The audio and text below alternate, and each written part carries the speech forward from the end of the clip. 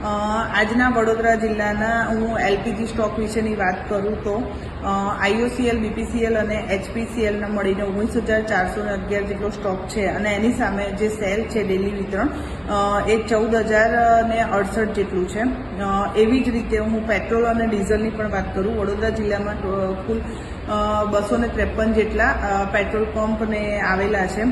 એમાં પેટ્રોલના સ્ટોકની વાત કરું તો 2253 KL જેટલું સ્ટોક છે ને એની સામે આપણું જે વિતરણ છે વડોદરા જિલ્લાનું 570 KL જેટલું છે.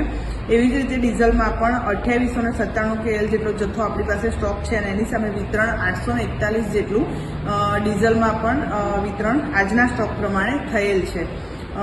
અત્યારે હાલ પેટ્રોલમાં કે ડીઝલમાં પણ કોઈ પણ પ્રકારની અછત છે નહીં. કોઈએ પણ પેનિક થઈ અને પેટ્રોલ પંપ પર કે ડીઝલના પંપો પર લાઇનમાં પબ્લિકે લાઈનો લગાવી નહીં, કારણ કે આપણી પાસે પેટ્રોલ અને ડીઝલનો પણ પૂરતો સ્ટોક છે. આઈઓસીએલ, બીપીસીએલ અને એચપીસીએલના જેટલા પણ બધા જ વડોદરા જિલ્લામાં જેટલા પણ પંપ છે એમની પાસે પૂરતો સ્ટોક છે અને ગેસમાં પણ આપણી પાસે પૂરતો સ્ટોક છે. અહીંયા જિલ્લા પુરવઠા કચેરીએ જેટલી પણ અરજીઓ પણ આવે છે, લગભગ અત્યાર સુધી 70 થી 80 એ લોકોને કોમર્શિયલ ગેસની ફાળવણી આપણે એમના ક્રાઇટેરિયા મુજબ જે પણ મળવાપાત્ર છે એ પ્રમાણે આપણે ડે ટુ ડે પર એમને આપી દઈએ છીએ પરમિશન અને એમને પણ કોમર્શિયલ ગેસનો જે પુરવઠો છે મળી રહે છે.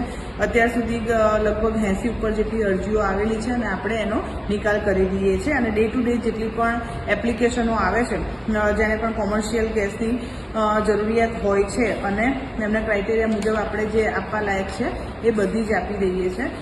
પબ્લિકને ફરી વિનંતી છે કે ભાઈ એમની પાસે જો પીએનજી કનેક્શન હોય તો એલપીજીની બોટલ સત્વરે જમા કરાવી દે અને કોર્પોરેશન વિસ્તારમાં જો રહેતા હોય તો પણ પીએનજી કનેક્શન વહેલી તકે લે. પીએનજી કનેક્શનમાં પણ આપણી પાસે પૂરતો સ્ટોક છે. આભાર.